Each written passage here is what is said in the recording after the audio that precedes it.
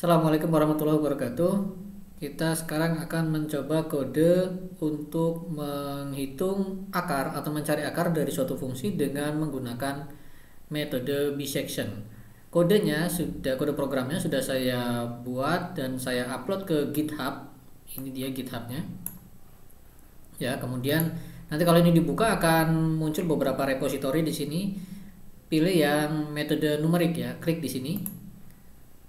Nah, nanti akan terlihat di sini ada beberapa file yang .sce ya. Karena ini semua kode diketik dari Skillab. Nah, untuk bisection ini kodenya yang ini, metode bisection.sce. Silakan tinggal di download saja ya. Kalau mau dibuka, dilihat-lihat boleh. Kalau mau dipakai ya kita download dulu ya. Jadi boleh langsung aja download semuanya ini. Dari halaman ini metode numerik ini langsung klik kode hijau lalu download zip, nanti akan terdownload semua file-file ini.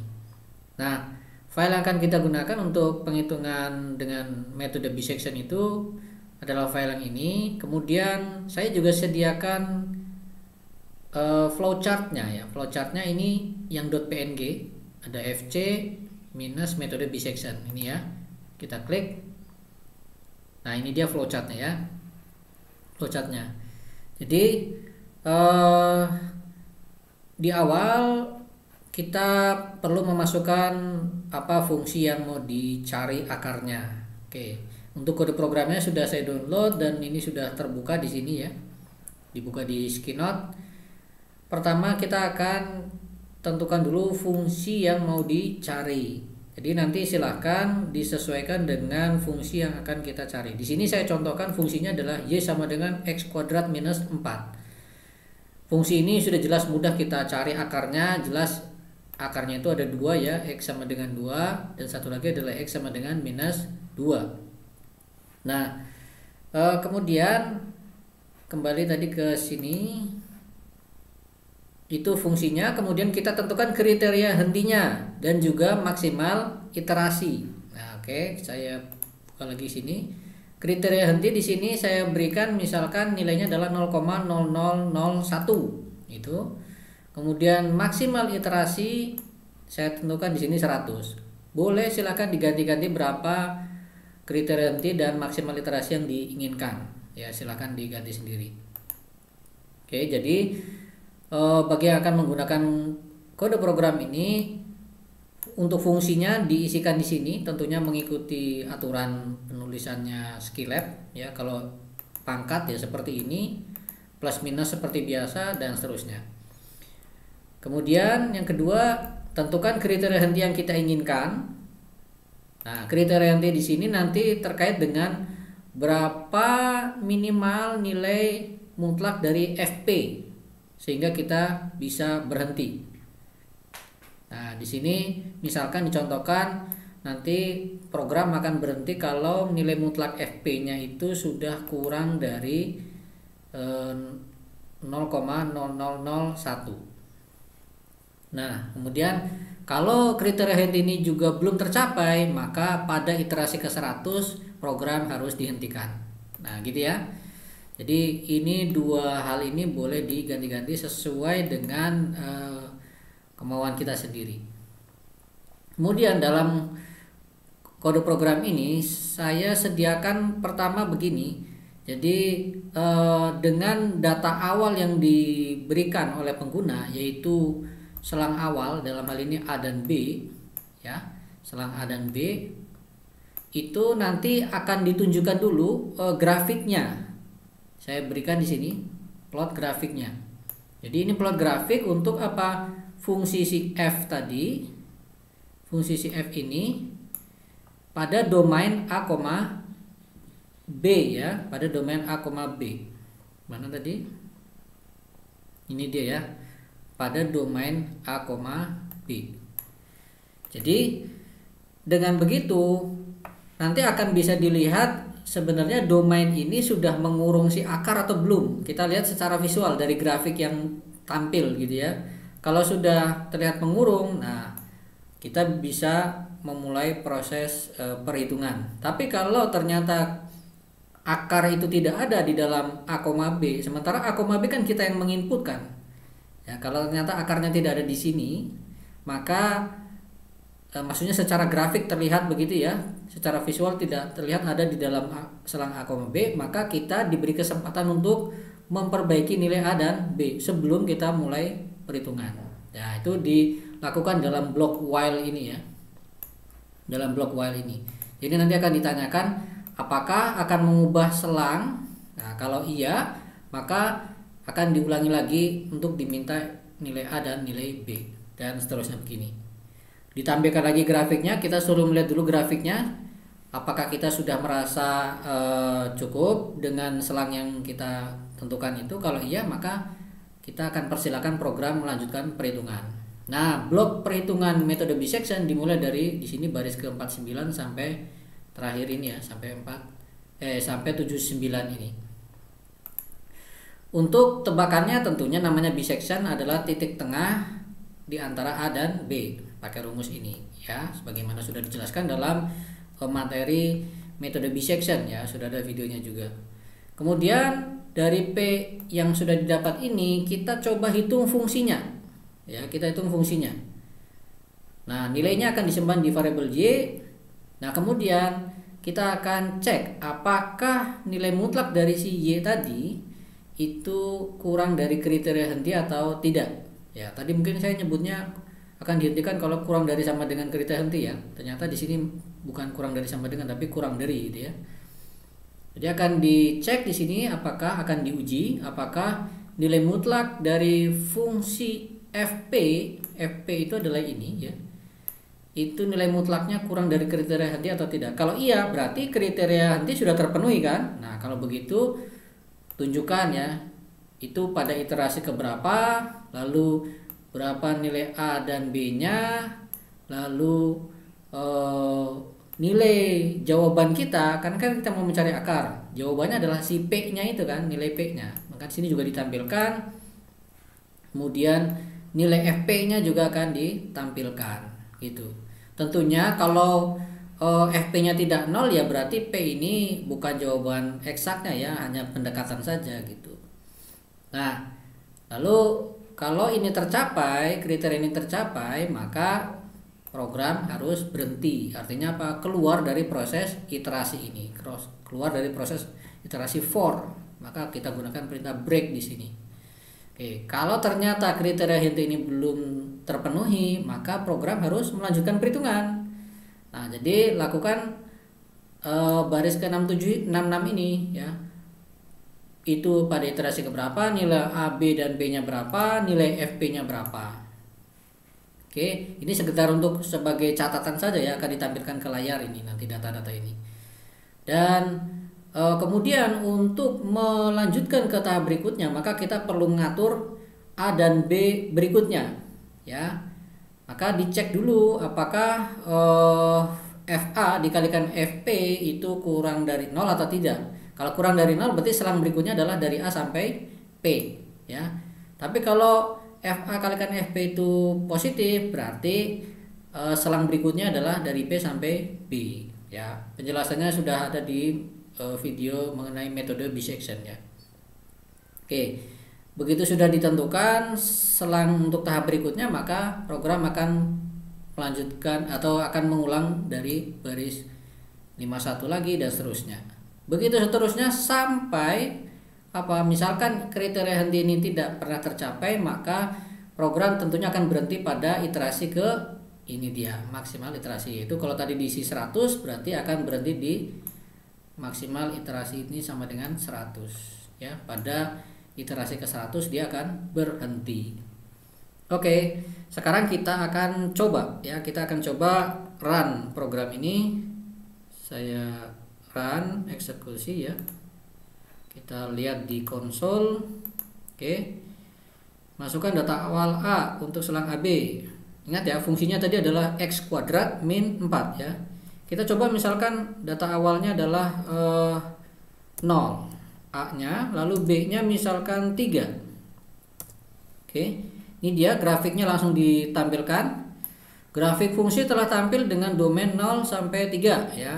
Kemudian apakah Anda akan mengubah selang tersebut? Nah, apakah selang ini akan diganti? Kalau iya, ya tekan Y, enter. Kalau tidak, tekan T. Maka langsung akan dimulai proses perhitungan metode bisection. Sekarang kita perhatikan dulu ke grafiknya. Di grafiknya di sini bisa dilihat ini ya. Jangan terkecoh di sini ada sumbu vertikal, sumbu horizontal bertemu di titik ini, berarti ini adalah 0,0. Bukan ya. Lihat ini minus 4.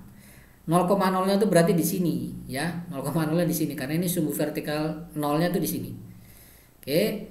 Nah, kalau seperti itu maka bisa diperhatikan ini ya. Ini sayangnya grafiknya tidak saya tampilkan gridnya ya. Jadi bisa dikira-kira di sini kira-kira di antara 1,8 sampai mungkin 2 ini ya. Ya seharusnya kan antara plus 2 dan minus 2 ya. Ini berarti sebenarnya adalah di angka X sama dengan 2 nih ya. Lihat di sini ya. Maka kita bisa memperbaiki biar lebih dekat lagi dari misalkan 1,8 sampai 2,2 misalkan gitu ya. Bisa. Atau mau pakai 0 sampai 3 pun juga bisa. Sekarang misalkan kita coba perbesar biar bisa melihat akar yang sebelah satunya lagi. Kan tadi kan ada plus 2 X sama dengan plus 2 dan juga X sama dengan minus 2. Sementara yang di sini yang kelihatan hanya yang akar di X sama dengan plus 2. Kalau mau diperlebar ya berarti kita ganti selangnya. Kita ganti selangnya misalkan ini kita ya yes, enter. A-nya misalkan kita ganti minus 3, B-nya juga 3. Kita akan lihat grafiknya. Lihat. Ya sudah berbeda ya. Sini 2 nih, lihat nih 0. Nah, nih. Ya, ada satu akar di sini, ada satu lagi di sini minus 2 ya. Tampil seperti itu. Jadi sekarang terus bagaimana kita melanjutkan perhitungan? Ya, kita harus tentukan akar mana yang mau kita hitung. Misalkan saya mau menghitung yang bagian sini, yang bagian sini, maka kalau kita kira-kira ya mungkin kalau kita nggak tahu nilai sebenarnya, kita kira-kira ini kayaknya dari minus 2,5 sampai minus 1,5 nih. Nah coba kita perbaiki si selang ini. Kita tekan dia lagi. Ini minus 2,5, A-nya, B-nya minus 1,5. Oke. Grafiknya kita coba lihat nih ya, ada di sini ya akar nih ya, ada di sini. Oke, sekarang kita langsung lanjut, kita tidak akan memperbaiki selangnya lagi, langsung lanjut. Berarti ini kita tekan T, maaf, kita tekan T, enter, langsung ketemu ya. Langsung ketemu di tahap pertama bahwa P nya adalah minus 2,0, FP nya langsung 0 ya. Oke, kurang asik ya, coba kita ulangi lagi sekarang. Kita ulangi lagi, misalkan saya run lagi, kemudian ini pura-puranya kita belum tahu ya, misalkan A nya 0, B nya 3. Oke, B nya 3. Nah ini grafiknya tadi ya, dari 0 sampai 3. Oke, kita mau mencari akar yang di 2 ini, langsung aja kita pakai 0 sampai 3 ini ya misalkan. Maka kita tidak perlu merubah lagi si selang, langsung kita lanjutkan. Kita tekan T di sini, enter.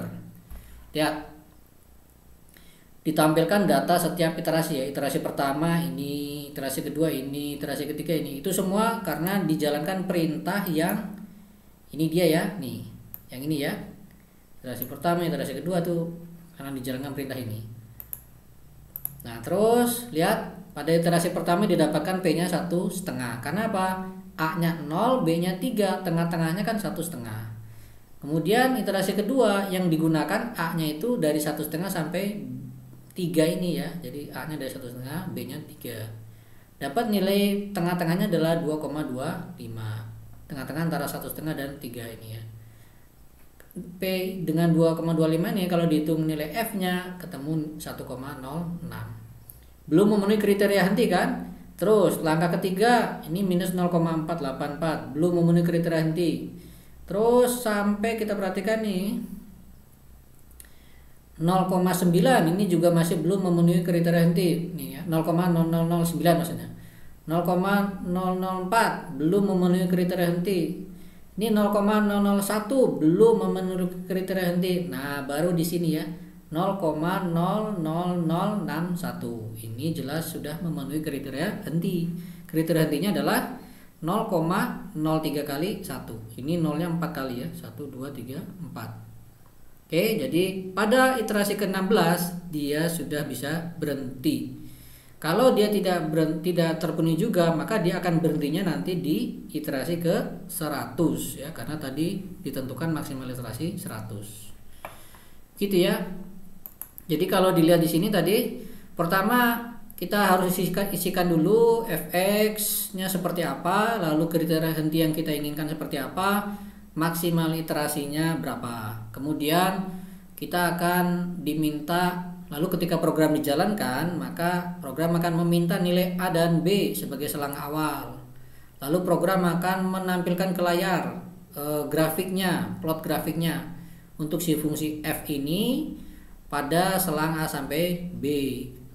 Dari grafik itu kita bisa memutuskan apakah kita akan tetap menggunakan selang AB tersebut atau kita mau menggantinya, ya. Tentunya dasarnya kita adalah A dan B itu harus memuat si akar, gitu ya, harus memuat si akar. Dari grafik kan harusnya bisa dilihat. Nah, kemudian kalau sudah tidak akan kita robah nilai A dan B-nya, maka program akan mulai melakukan perhitungan. Nah, blok for-nya itu mulai dari sini ya, sini. Blok for itu tadi mulai dari I sama dengan 1 sampai ke sini. Ya, kalau belum terpenuhi maksimal iterasi, maka hitung nilai P, hitung FP-nya, lalu ini maaf ini ya, ini kurang, harusnya ini nilai mutlak ya. Ini harusnya nilai mutlak ini. Oke, nanti kita update ya. Kemudian kalau kriteria ini tercapai ya print data-datanya, I-nya berapa, akarnya berapa, FP-nya berapa, lalu selesai. Kalau belum terpenuhi ya berarti lanjutkan proses iterasi, muter ke sini. Gitu ya. Oke. Jadi ini dia kode program untuk perhitungan metode bisection. Silahkan bisa gunakan kode ini lalu terapkan pada beberapa kasus, bisa dilihat di buku-buku ya, di soal-soal. Ada fungsi, lalu kriteria henti yang kita inginkan seperti apa, lalu berapa maksimal iterasi yang kita tetapkan, lalu mulai proses perhitungan. Oke. Nah, itu yang bisa kita pelajari di video bagian ini untuk metode bisection. Insya Allah nanti kita akan bahas juga untuk metode lain dalam masalah pencarian akar. Baik, saya akhiri. Terima kasih. Assalamualaikum warahmatullahi wabarakatuh.